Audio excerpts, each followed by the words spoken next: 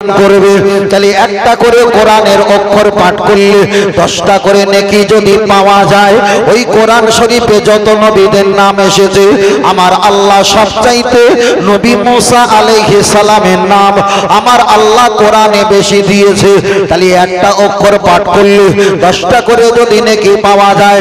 মুসা মিম scene দুটো অক্ষরে মুসা হয়, একটা অক্ষরে যদি 10টা নেকি হয়। কোরআন শরীফে মুসা নবীর নাম এসেছে, নবী মুসা আলাইহিস সালামের নাম যদি একবার বলা হয় দুটো অক্ষরে 20টা নেকি হয়। ওই কোরআন শরীফে বাকারা গরুর নাম এসেছে, ওই কোরআন শরীফের নাম পিপিলিকার নাম এসেছে, ওই কোরআন শরীফে খিঞ্জির শুকরের নাম এসেছে, ওই কোরআন শরীফে জিবালা পাহাড়ের নাম এসেছে, ওই কোরআন শরীফে হাজারা হাজারা পাথরের নাম গাছের নাম এসেছে, ওই কোরআন শরীফে দেখা যায় ফেরাউনের নাম এসেছে। আপনি যখন নাজরা পড়বেন, হদর পড়বেন, সবিনা পড়বেন, আপনি যখন কেরাত পড়বেন, আপনি যদি একটা বার ফেরাউনের নাম বলেন ফারাইয়া আইন অনন খমসা 5টা অক্ষর মিলে হয় 50টা নেকি। আপনি নবী মুসার নাম বললে আপনার দুটো অক্ষরে 20খানা নেকি হবে। এবার আপনি মারা গেলেন, 50টা নেকি হয়েছে ফেরাউনের নাম বলে, নবী মুসার নাম বলে 20টা নেকি হয়েছে।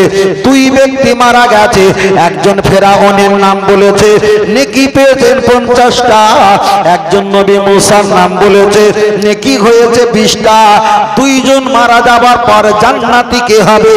যার নেকি সংখ্যা বেশি সে যদি জান্নাতি হয়। তাহলে ফেরাউনের নাম যে বলেছে তার তো 50টা নেকি হয়েছে, জান্নাতে তো ওই ব্যক্তি যাওয়া দরকার আছে না নাই? আচ্ছা, এবার কে জান্নাতে যাবে? কে জান্নাতে যাবে? সাউন্ড বসে যাবে ভাই, আগে একটুখানি বাড়িয়ে দাও। আল্লাহ, ও আমার বাপজিরা, আমি আপনাকে বোঝাতে চেয়েছি, লক্ষ্য করে দেখা যায় নবী মুসা আলাইহিস সালামের নাম একবার পড়লে 20টা করে নেকি হয়, ফেরাউনের নাম একবার বললে 50টা নেকি হয়। আমাদের নেকির প্রয়োজন নাই, আমাদের নবী মুসার সঙ্গে মহব্বতের প্রয়োজন। আল্লাহ নবী জানিয়েছে কুল্লু নবিয়্যিন মাসুম, সমস্ত নবীরা নিষ্পাপ বেগুনাহ মাসুম। একজন নবীকে যদি আপনি মহব্বত করেন, ভালোবাসেন, ওরা বেগুনাহ মাসুম, নবীদের কোনো ত্রুটি নাই, অন্যায় নাই। আল্লাহ নবী বলেছেন আলমার ওমান আহাব্বা, নবী যদি জান্নাতি হয়, তুমি যার জিকির করেছো, যার ভালোবেসেছো, তোমাকে না নিয়ে ওই নবী দয়ার জান্নাতে যাবে না।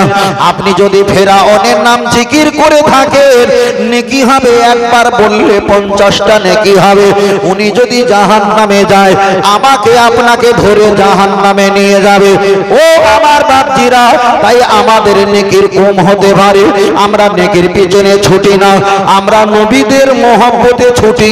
তাই বলি মাথায় টুপি দেওয়া এটা নবীর মহব্বত, অটোমেটিক নেকি আসবে। মুখে দাড়ি রাখা এটা মহব্বত, অটোমেটিক নেকি আসবে। আপনার নেকির জন্য কোনো কাজ করতে হবে না, নবীর মহব্বতে যদি কাজ করেন, নবীর মহব্বতের বিনিময় আমার আল্লাহ আপনার অ্যাকাউন্টে অটোমেটিক নেকি দান করে দেবে। আর একটু জোরে হবে না? আর একটু জোরে হবে না? তাহলে নেকির পিছনে ছোটার প্রয়োজন নেই, নবীর পিছনে ছোটেন, নেকি পাওয়া যাবে, নেকি পাওয়া যাবে। আমাদেরকে ভুল বোঝানো হয়েছে নেকি নেকি। তাই আল্লাহ নবী আমার জানিয়ে দিলেন আনা আনা সাইয়্যিদুল আউলিয়া ইয়াউমাল কিয়ামা। ও আমার সাহাবীরা জেনে রেখে দাও, হাসরের ময়দানে কিয়ামতের দিনে আমি রাসূল সরদার হব, লিডার হব, আমি হব মাতব্বার। আনা আউয়ালুশ শাফিন, যারা আমাকে ভালোবেসেছে, আমাকে চিনেছে, আমাকে প্যার করেছে। আল্লাহ নবী বলেছেন আনা আউয়ালুশ শাফিন, ওই ব্যক্তিকে খুঁজে খুঁজে খুঁজে খুঁজে দয়ার জান্নাতে দেওয়ার জন্য আমি রাসূল প্রথম সুপারিশকারী দাতা হয়ে যাব। তাই বারবার একটাই কথা বলি, আল্লাহর ইবাদত, নবীর মুহাব্বত, কোরআন তেলাওয়াত, মা বাপের খেদমত, মাজার জিয়ারত, একটাই দল জান্নাত। ওই দলটার নাম হলো আহলে সুন্নাত ওয়াল জামাআত। জোরে বলেন সুবহানাল্লাহ, আর একটু জোরে বলেন সুবহানাল্লাহ। নারে তাকবীর। তাহলে এখানে আমাদের প্রমাণ হয়ে গেল জান্নাতে যাওয়ার জন্য নেকির প্রয়োজন। নেকি এমনি আর তেমনি আসে, বললাম না এখানে সেখানে অলিতে গলিতে নেকি পাওয়া যায়। কোরআন শরীফ পাঠ করবেন নেকি, সালাম দেবেন নেকি, আতর মাখবে নেকি, উজু করবে নেকি, মাথা টুপি দেবে নেকি, মুখে দাড়ি রাখবে নেকি, পরিষ্কার পরিচ্ছন্নতা থাকবেন হবে নেকি, আবার কি রাস্তার দিয়ে একটা ঢেলা সরিয়ে দেবেন সাদগার মতন আল্লাহ সওয়াব নেকি দান করবে। নেকি সর্ব জায়গায় পাওয়া যায়, কিন্তু মহব্বত সর্ব জায়গায় পাওয়া যায় না। তবে জেনে রেখে দাও, কোন ব্যক্তির মাথায় টুপি দেখে পাঞ্জাবি দেখে আপনি মনে করবেন না যে ভালো মুসলমান, এটা রং। কোন ব্যক্তি যদি কোরআন তেলাওয়াত করে, কোরআন তেলাওয়াত দেখে আপনি মনে করবেন না এই ব্যক্তিটা ভালো মুসলমান নাও হতে পারে। কেন? কোরআন তেলাওয়াত হিন্দু, খ্রিস্টান, জৈন, পারসি, সিবিরি, সাই, গুজরাটি, মারাঠি, কুচবিহারি, বিহারি, বাঙালি, পৃথিবীতে অনেক ধর্মের মানুষ আছে, তারা ইসলাম ধর্মে নয়, তারাও কিন্তু কোরআন তেলাওয়াত করে। দাড়ি দেখে আপনি পাগল হলে হবে না, এই দাড়িটা অনেক ধর্মের মানুষেরা তারাও দাড়ি রাখে। মাথায় টুপি দেখে পাগল হলে হবে না, কেজরিওয়াল তারা মাথায় টুপি দেয়, বিবেকানন্দ তারা মাথায় পাগড়ি টুপি পরে, পুলিশ বাবুরা তারা মাথায় টুপি পরে, নার্সিং হোমে আয়া যারা আছে তারা মাথায় একটা ক্যাপ টুপি পরে, এমনি করে অফিসার যারা আছে তারা মাথায় টুপি পরে। এমনকি আমাদের নরেন্দ্র মোদী তিনিও মাথায় পাগড়ি পরে। রহমত আলী নাম দিয়েছিল, মিঠুন চক্রবর্তী বই ফিল্ম করেছিল, তিনিও গায়ে হাজির রমাল একটা মাথায় টুপি দিয়েছিল। তাহলে টুপি দেখে দাড়ি দেখে ভালো মুসলমান চেনা কি সম্ভব? না। আপনি যদি বলেন হুজুর আল্লাহ নবীর মাজারটা জিয়ারত যারা বারবার করে এরা কি ভালো মুসলমান, এটা দেখেও চেনা সম্ভব নয়। আল্লাহ নবী স্বপ্ন দেখিয়েছিলেন, ও বাদশা নুরুদ্দিন আমার মাজার শরীফে একটাবার হাজির হয়ে যাও। এই বিদেশ থেকে ৩-৪ জন এসেছে আমার রওজা জিয়ারত করার ছলনা, কিন্তু ওদের নামাজের মুসাল্লা তোলায় বড় একটা গর্ত খুঁড়েছে। আমি নবী আমার লাশ মোবারকটা ওরা ছিনতাই করে নিয়ে চলে যাবে। তাহলে এখানে হয়ে গেল নবী পাকের মাজার শরীফটা বারবার জিয়ারত করাটা এটা ভালো মুসলমানের চিহ্ন নাও হতে পারে। আপনি যদি বলেন হুজুর মানুষকে বারবার সালাম দেওয়া হয় ওই ব্যক্তি কি মুসলমান নয়, আপনি বাংলাদেশে দেখতে পাবেন যত রকমের অন্য ধর্মের মানুষ আছে তারাও কিন্তু মুসলমানকে দেখা হলে সালাম দেয়। আমাদের পরিচিত কিছু বন্ধু আছে, দেখা হলে বলে মফিজুল ভাই আসসালামু আলাইকুম, তাহলে সালাম দিলে ভালো মুসলমান এটা বোঝা দুষ্কল, এটা সম্ভব নয়। কিন্তু আমি আপনাকে বোঝাতে চেয়েছি, কেউ যদি বলে হুজুর মসজিদে নামাজ পড়ে তিনি কি ভালো মুসলমান নয়? ওমর ফারুক মসজিদে নামাজ পড়ছিল আর একজন নামাজি ভেজদারি ওমর ফারুক হুজুরকে হত্যা শহীদ করেছিল। তাহলে নামাজি দেখে ভালো ইমানদার মুসলমান বলা সম্ভব নয়। আপনি যদি বলেন হুজুর নামাজ, রোজা, হজ, যাকাত, তাসবিহ তেলাওয়াত, আল্লাহর কোরআন তেলাওয়াত করে এরা কি ভালো মুসলমান নয়? তাহলে একটাবার কাদিয়ানির দিকে তাকাও, কাদিয়ানিরা নামাজ পড়ে, রোজা রাখে, হজ করে, যাকাত দেয়, তাসবিহ তেলাওয়াত করে, রমজান মাসে রোজা রাখে, খানা পিনা খায়, সেহরি খায়, ইফতার খায়, ওরা তো মুসলমান নয়। তার একটাই কারণ, পৃথিবীতে যত ইবাদত আছে ওই ইবাদত থেকে ইমানদার বোঝা সম্ভব নয়। যার ভিতরে নবী আছে ওই নবীর মুহাব্বত ভালোবাসা থেকে সম্ভব হয় এই ব্যক্তি ইমানদার। নামাজ নেই একদিন নামাজ আসবে, দাড়ি নেই একদিন দাড়ি আসবে, তাসবিহ নেই একদিন তাসবিহ আসবে, মসজিদে যায় না একদিন যাইবে।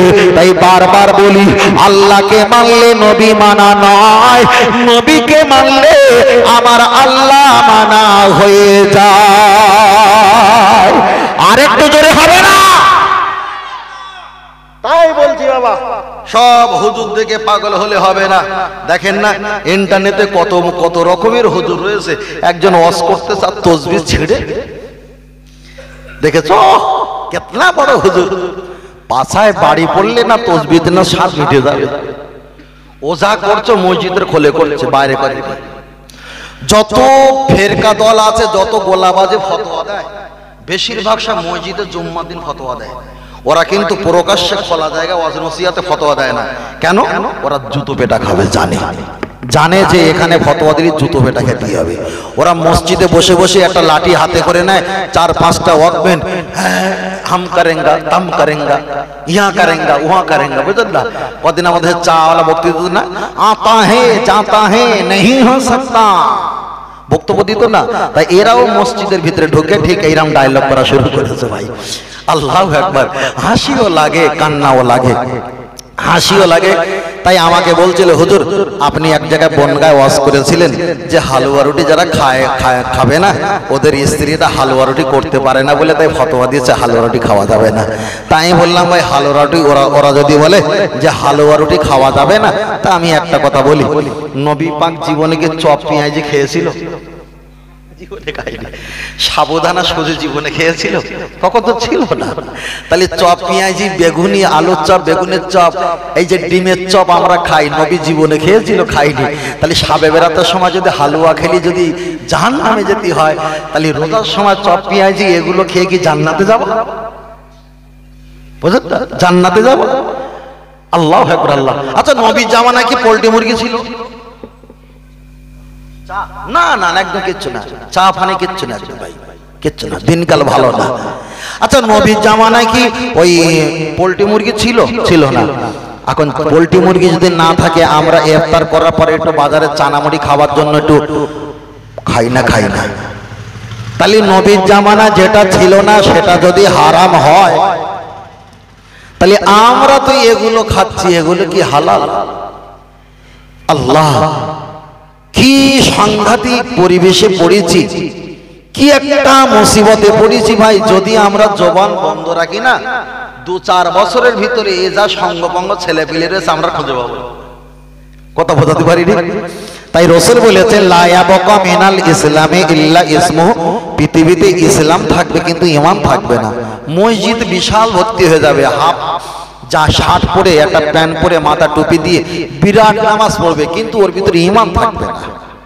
কিন্তু আমরা যারা এখানে আছি অনেকে নামাজ পড়ে না, বড় কাবিরা গোনা, বড় গুনাহগার, কঠিন জাহান্নামে যাবে, কিন্তু বিশ্বাস করি আমাদের ভিতরে ঈমান আছে। বলুন সুবহানাল্লাহ।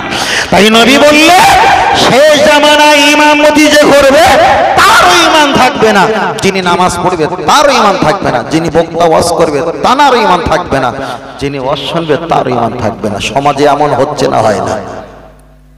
কি মুসিবতের সময়, মারাত্মক কঠিন দিন। তাই আমি বারবার করে বলছি, আপনারা যে জায়গায় আছেন সে জায়গায় থাকেন। আপনাদের হাওড়া জেলার আর হুগলি জেলার ছেলেগুলো এরা বিদেশে কাজ করতে যায় টাকা কামানোর জন্য, কিন্তু এরা বিদেশ থেকে ফতোয়া শিখে বাড়ি আসে। কত বুঝতে পারছেন? বিদেশ থেকে ফতোয়া শিখে বাড়ি চলে আসে। মারাত্মক জিনিস। বাবা সোনার কাজ করতে গেছো, তা ফতোয়া কি চুলকুনিতে ফতোয়া দিচ্ছ? তা আমি আর জিজ্ঞেস করলাম হুগলি লবাবপুরের ওখানে, আমার জিজ্ঞেস করেছে হুজুর এই জিনিসটা কি হবে? আমি বললাম খোকা পায়খানা পরিষ্কার করতে হয় কোন হাত দিয়ে? বলছে হুজুর বাম হাত দিয়ে। আচ্ছা কোন কোন আঙুল দিয়ে? বলে তা তো আমি জানি না। বলে এই ফতোয়াটা শিখলে না? আর নবীর নামে সালাম পড়া যাবে না, এই ফতোয়া শিখেছো? তাহলে বাম হাত দিয়ে পায়খানা পরিষ্কার করতে হয়, হাদিস শরীফে এসেছে 3টে আঙুল দিয়ে পায়খানা পরিষ্কার করতে হয়। তাহলে বাম হাত দিয়ে সবাই জানে, কিন্তু 3টে আঙুল দিয়ে করতে হয় এটা সবাই জানে না। ওদের ফতোয়া শেখার একটা উদ্দেশ্য, সালাম কিয়াম করা যাবে কিনা, আজানের পরে হাত তোলা যাবে কিনা, দরুদ সালাম কিয়াম করা যাবে কিনা, সাবে বেরাতে হালুয়া রুটি খাওয়া যাবে কিনা, তসবিহ পড়া যাবে কিনা, নবীর নাম শুনে চুমো খাওয়া যাবে কিনা, তারপরে নবী কিয়ামতের দিন শাফাত করতে পারবে কিনা, সব কোটা ঈমান চলে যাবে যে কোথায়, সেই কথাগুলো শিখে সব বাড়ি এসেছে। আবার মাঝে মাঝে ভাবলায় বলছে আমরা সব সহিহ বুখারী ছাড়া কিছু বুঝিনি। আচ্ছা আপনার কাছে একটা কথা বলছি, আমরা তারাবি নামাজ কত রাকাত পড়ি? 20 রাকাত। কোথায় এসছে? ওরা বলে বুখারী শরীফে এসছে তারাবি নামাজ 8 রাকাত। আমি মেনে নিলাম, 1 সেকেন্ডের জন্য মেনে নিয়েছে, ঝগড়া করব না। বুখারী শরীফ কে লিখেছে? মোহাম্মদ আল্লামা আব্দুল্লাহ ইসমাইল বিন বুখারী রহমাতুল্লাহ আলাইহি, তিনি তো বুখারী শরীফ লিখেছে। ওই মোহাম্মদ আব্দুল্লাহ ইসমাইল বিন বুখারী রহমাতুল্লাহ, ইমাম বুখারী, তিনি 20 রাকাত তারাবি নামাজ পড়তেন। তাহলে যিনি বুখারী শরীফ সংকলন করেছে তিনি 20 রেকাত পড়ে, আর যারা তানার কেতাব পড়েছে তারা 8 রেকাত পড়ে। এখন ভালো বুঝেছে কে আর বুঝতে পারছেন? নাম দিয়েছে আহলে হাদিস, একটাও হাদিস সম্পর্কে কিছু বোঝে না। ওরা মোবাইলের অ্যাপস বার করেছে, আমার কাছে রয়েছে। যে অ্যাপস গুলো ওরা দিয়েছে, যে হাদিস গুলো আমাদের পক্ষে লাল বর্ডার দিয়েছে, এটা জয়ীফ। আবার যে হাদিসটা ওদের সুবিধা হয়েছে সেখানে সবুজ চিহ্ন দিয়েছে হাদিসটা সহিহ। সাধারণ ছেলের কাছে প্লে স্টোর থেকে নামিয়ে বলছে এই হাদিসটা জয়ীফ, এই তো দেওয়া আছে। এ তো তোর বোনাই দিয়েছে, অন্য কেউ দেয়নি। কত না, তোরাই দিয়েছিস, অন্য কেউ দেয়নি। ওরা আবার নতুন করে একটা সহিহ কোরআন শরীফ বার করবে খুব তাড়াতাড়ি। সহিহ কোরআন শরীফ কেন? ওরা স্বীকার করেছে সূরা ফাতিহা আলহামদুলিল্লাহি রাব্বিল আলামিন এটা কোরআনের কোনো অংশ নয়। যারা বলেছে তার ঈমান আছে? আহা, আমি তো মোবাইলের লিন নিয়ে পারিনি ভাই। কেন বলতে হবে? কেউ হঠাৎ করে প্রমাণ চাইবে, সমস্যা। আমি লিন রেখে আর পারিনি। বলছে কোরআন শরীফের সূরা ফাতিহা ওটা কোরআনের কোনো আয়াত না। আমরা বলি 114টা সূরা, ওরা বলছে না 112টা, মানে আরো দুটো কমিয়ে ফেলেছে। আল্লাহ, চলেন আমি আপনাকে বোঝাতে চেয়েছি, আমার বিষয়টা আমি আপনার কাছে বলছিলাম। জান্নাত পেতে গেলে বাবা, জান্নাত পাওয়ার জন্য কখনো নেকির প্রয়োজন নেই।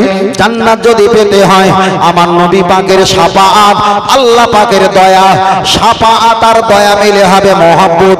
এর বিনিময়ে আপনাকে আমাকে জান্নাত পাওয়া সম্ভব।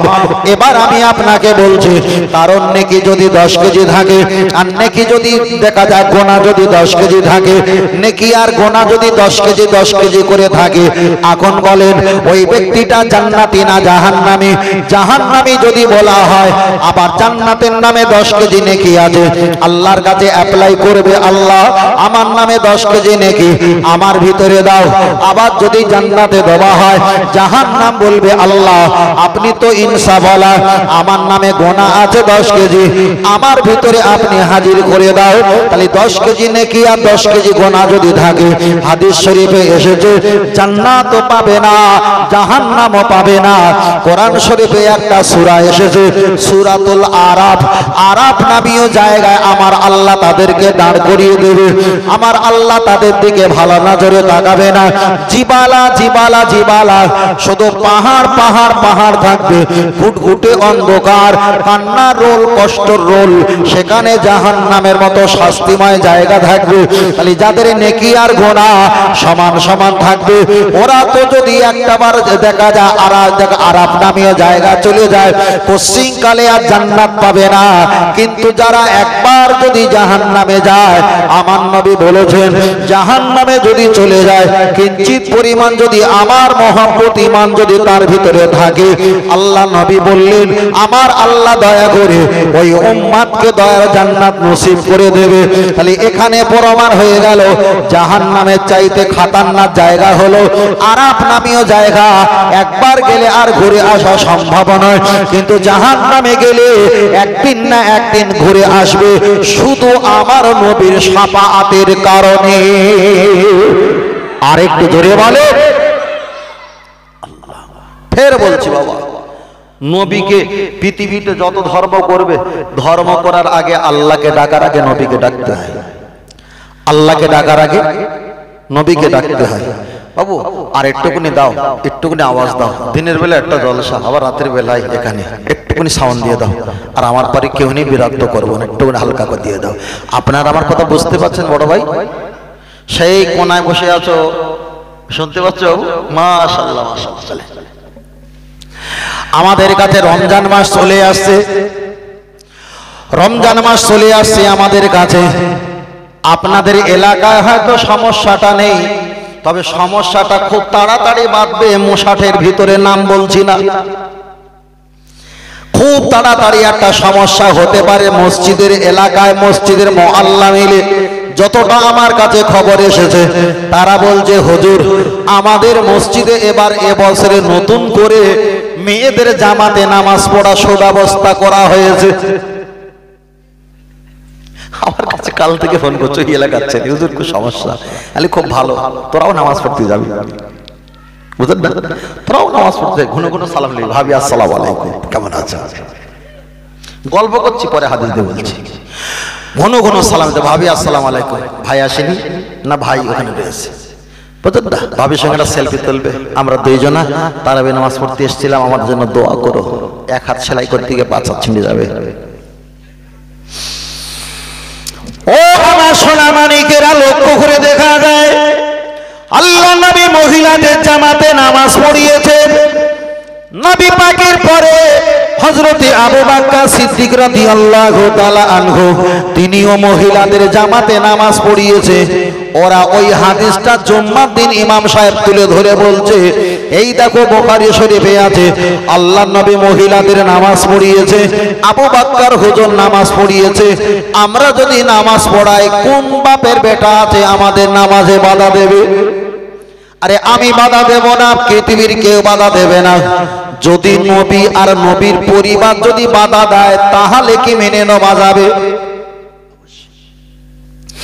চলেন একটাবার বলি, আল্লাহ নবী বলেছেন আমি মহিলাদের জামাতে নামাজ পড়িয়েছি, আবু বকর হুজুর পড়িয়েছেন, ওমর ফারুক রাদিয়াল্লাহু তাআলা আনহু তিনিও মহিলাদের জামাতে নামাজ পড়িয়েছেন।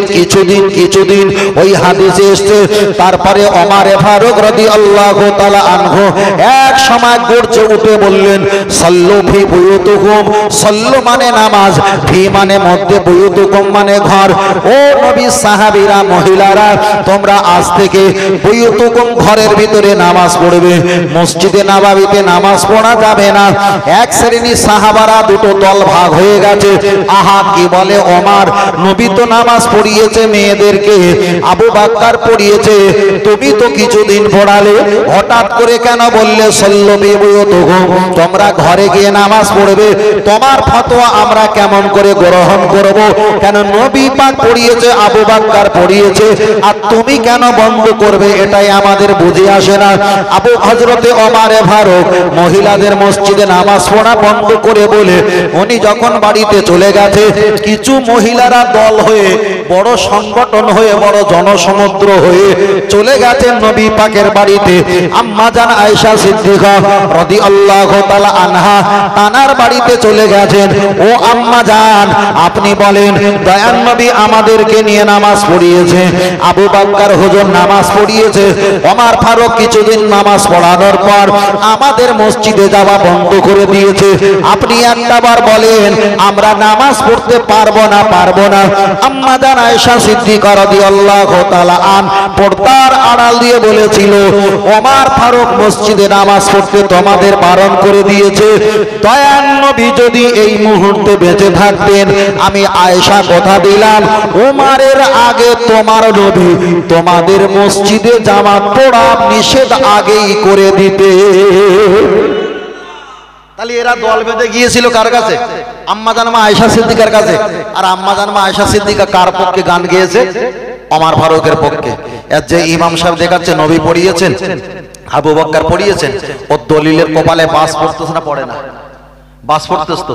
ওমর ফারুক একদিকে চলে গেছে, আম্মা জান আয়েশা সিদ্দিকা তিনিও ওমর ফারুকের পক্ষ হয়ে গেছে। এবার বলেন, নবীর স্ত্রী আম্মা জান আয়েশা সিদ্দিকা রাদিয়াল্লাহু তাআলা আনহা, যিনি 10 লক্ষ হাদিসের হাফেজা, সাহাবাদের ফতোয়া প্রয়োজন হলে পর্দার আড়াল দিয়ে আম্মা জানের বাড়িতে এসে আড়ালে মশলা জিজ্ঞাসা করতেন, আম্মা জান আয়েশা সিদ্দিকা মশলা বলে দিতেন। তার কারণ দিনের বেলা সাহাবারা পেতেন, আর রাতের বেলা আম্মা জান আয়েশা সিদ্দিকা পেতেন। সাহাবারা পেয়ে যতটা হাদিস গ্রহণ করতেন, আম্মা জান আয়েশা সিদ্দিকা রাতের বেলা একা পেয়ে তার চাইতে বেশি বেশি হাদিস সম্পর্কে তিনি জানতেন। বলুন সুবহানাল্লাহ। এবার কি হবে? চলেন আমি আপনাকে বোঝাতে চেয়েছি, আম্মা জান আয়েশা সিদ্দিকা রাদিয়াল্লাহু তাআলা আনহা উনি যখন নামাজ পড়া নিষেধাজ্ঞা জারি করে দিয়েছে, মহিলাদের এবার মনটা খারাপ। ওমর ফারুকের স্ত্রী বললেন, হুজুর আমি মসজিদে নববীতে নামাজ পড়তে যাব, আপনার কথা পৃথিবীর সবাই নিতে পারে, আমি আপনার স্ত্রী, আপনার কথা আমি নেব না। কিরকম কপালে বাস পড়ে দেখেন, হাদিসটা বুখারীতে এসেছে। ওমর ফারুকের স্ত্রী উনি মসজিদে ফজরের নামাজ পড়তে চলে যাচ্ছিলেন, ওমর ফারুক একটু আগে বার হয়েছে, একটা আড়ালে ছিল। ঠিক ব্যাখ্যাটা বুখারীতে এইভাবে এসেছেন, স্ত্রী যখন নামাজ পড়তে চলে যাচ্ছিলেন, ওমর ফারুক রাদিয়াল্লাহু তাআলা আনহু তিনি স্ত্রীকে একটু জড়িয়ে ধরে পাজা বেঁধে নাড়া চাড়া দিয়ে ধাক্কা মেরে মাটিতে ফেলে দিয়ে ছুটে গিয়ে মসজিদের এক আড়ালে গিয়ে মুসল্লিদের সঙ্গে মিশে ইমামতির জায়গা দাঁড়িয়ে নামাজ শুরু করে দিলেন। বিবিটা আস্তে করে জামা কাপড় ছেড়ে আবার মসজিদে নামাজ পড়লেন মহিলাদের সঙ্গে। দেখা যায় আলাদা নামাজ পড়লেন। নামাজ পড়া শেষ হয়ে যাওয়ার পর বাড়িতে চলে এসে ওমর ফারুক জিজ্ঞাসা করলেন, কাইফা হালকা, ও বিবি, যাবার সময় তোমার মন তো উৎফুল্ল হাসি ছিল, তোমার মনটা এবার খারাপ কেন? জবাব দাও। হুজুর, আমি নামাজ পড়তে যাচ্ছিলাম আর ফজরের সময় রাতের অন্ধকারে কে আমাকে পাঁজা বেঁধে ধরে হেক্সা হেক্সি ধস্তাধস্তি করে আমাকে ধাক্কা মেরে ফেলে দিয়ে দৌড় মেরে ছুটেছে, আমি চিনতে পারি না। ওমর ফারুক তখন মুস্কে হেসে বললেন, বিবি রে, তুমি ওটা ওমরের স্ত্রী, আমি সেই ওমর। কপাল ভালো তুমি ওমরের স্ত্রী বলে তুমি বেঁচে গেছো। সমাজে এমন হচ্ছে, আনসারি ছেলেরা নামাজ পড়তে যায় আর মেয়েরা নামাজ পড়তে যায়। ভোরের বেলা এদের সম্পর্ক এমন হওয়ার সম্ভাবনা দেখতে পেয়েছি বলে আমি রসুলের হাদিসটা পালন করে মসজিদে নামাজ পড়তে বলেছি, যাতে এক হাত সেলাই করতে না গিয়ে 5 হাত যাতে ছেড়ে না যায়। তাহলে আম্মা জানকে দিকে তাকিয়ে হযরতে ওমর ফারুক তিনি প্র্যাকটিক্যাল দেখিয়ে দিল। নামাজ পড়ার নামে এমন ভণ্ডামি শুরু হয়েছে, তাই সাহাবারা সিদ্ধান্ত দিয়ে মহিলাদের মসজিদে নামাজ পড়া বারণ করে দিয়ে ঠিক করেছে না ভুল করেছে? এবার যদি বলেন হুজুর না উনি ঠিক করেনি, তাহলে বাংলাদেশে এক জায়গা দেখবে একজন স্ত্রী ছেড়ে দিয়েছে তাহালিল করার জন্য, স্ত্রীকে বিয়ে করেছে 1 ঘন্টার জন্য, আর সিঁড়ি ঘরে গিয়ে তাহালিল সেখানে জায়েজ করছে। এরকম ভিডিও দেখেননি? মসজিদে কামরার ভিতরে, মসজিদে সিঁড়ি ঘরে অরাজনৈতিক খারাপ কাজ, অশ্লীল কাজ শুরু হয়েছে। তাই আমি বারবার করে বলছি, আমরা মসজিদে শুয়ে থাকি না, আমরা মসজিদে ঘুমাই না, আমরা মসজিদে গিয়ে পা লম্বা করে চিৎপাত হয়ে বসে বসে শুয়ে শুয়ে ফেসবুক ঘাঁটি না, আমরা মসজিদে বসে বসে স্ত্রীর সঙ্গে মোবাইলে কথা বলি না, আমরা মসজিদে জিকির নাও করতে পারলে আমরা গুনাহ করি না। কিন্তু যারা মসজিদের নামে মহিলাদের মসজিদে জামাতে ঢোকাতে চাইছে, পরিস্থিতি তাদের ভয়াবহতা কেন? আম্মা জানা আয়েশা সিদ্দিকা বলেছিলেন, তোমার নবী যদি বেঁচে থাকতেন ওমরের আগে মহিলাদের মসজিদে জামাতে নামাজ পড়া নিষেধাজ্ঞা জারি করে দিতেন।